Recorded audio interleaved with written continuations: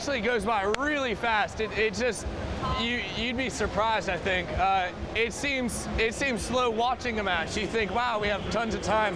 You get in there and I'm feeding, and 2 minutes has already gone by, and then I got to get up and throw those Frisbees. And it's actually, it goes by really fast, too fast. We're a rookie team, and we're doing better than expected, but we also want to do better than what we expect. And unfortunately, we've had a couple of mistakes here and there, but overall, we're doing really well. We have about 14 total. You can actually see most of them behind us, and that's pretty much who's working on it. We have a lot of people though that are coming to watch us. Half the school staff seems like they're here. Well, I wanted to do it last year. I like designing things and building things, and I wanted to do it last year, but this is the first year we were able to do it. And so when we started it out, I was the first one to jump on board.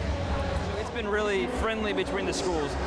There's a friendly competition between them, obviously, but it's been really good. The time does go by fast, but it feels really slow. It's strange. The autonomous, we program it, and we have ours just to program to turn the shooter on and just shoot 3 Frisbees. Then it's called teleop, is when we can take the joystick and drive it around ourselves and shoot where we want to shoot.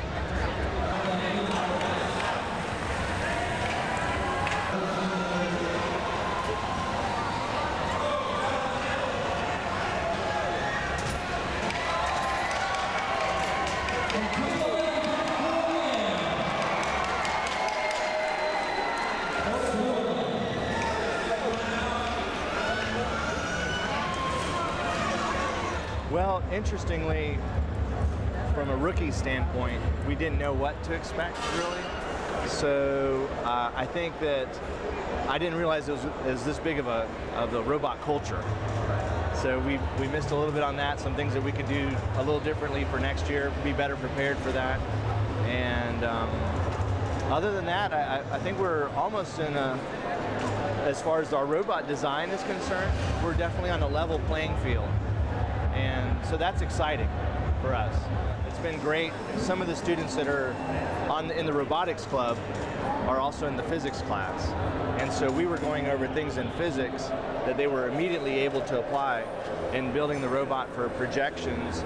And that was great because there was one instance where we were in the robot room, and we have a big whiteboard, and we're writing everything out, and there's like, well, how far away do we have to be able to shoot this to the target?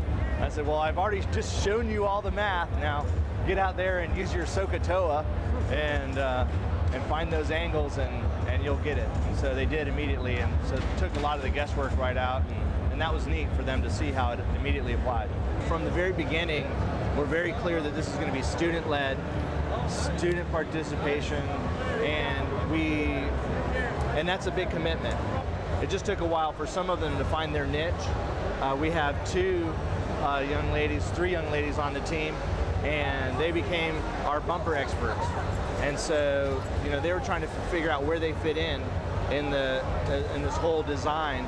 And now they're the experts. They're the ones that are go-to, and they're the ones that have trained and practiced. Before, they were so timid and didn't know what to do, and then they found their niche and have blossomed that way.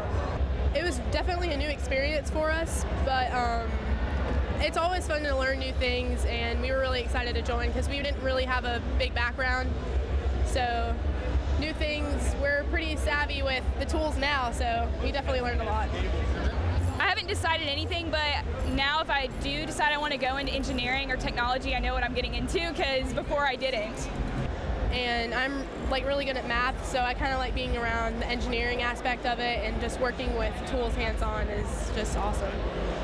The students have dedicated time after school to do this. There were times when the cleaning crew came over the intercom system and said, okay, robotics club, we're setting the alarm, you have to get out of the building now.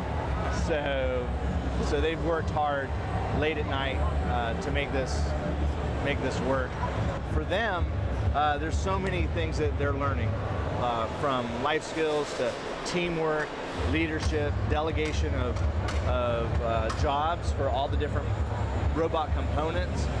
One student was in charge of pneumatics, and so he went and researched and learned. He said, I know so much more about pneumatics now than I thought I'd ever want to know. So they've had to calculate bore sizes to lifting pressures and forces, and a lot of application in that way.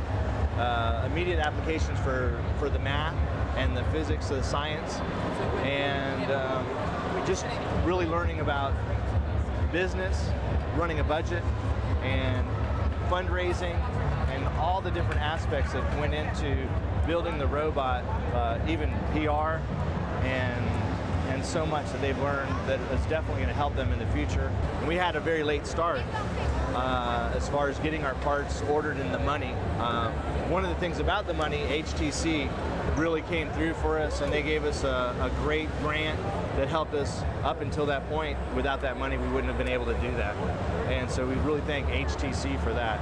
This organization here, the robotics competition, this is one of 55 regions across the country under the umbrella of FIRST Robotics, which is a national organization that has its international competition in April in St. Louis. So from each region come 2 or 3 teams that compete in the finals. So this region has generally been in Columbia and Charleston. So this is the first year it's in Myrtle Beach, which is another coup for our Grand Strand to bring more recognition for technology. We're proud of the city of Myrtle Beach to donate the time and space here at the convention center. So the city of Myrtle Beach is really into bringing technology into the region. We can thank the mayor and city council. They have done a great job, because to have good technology business in a region, you have to have good schools, because you're not going to attract high-level technical people if their kids don't get good education with technology involved.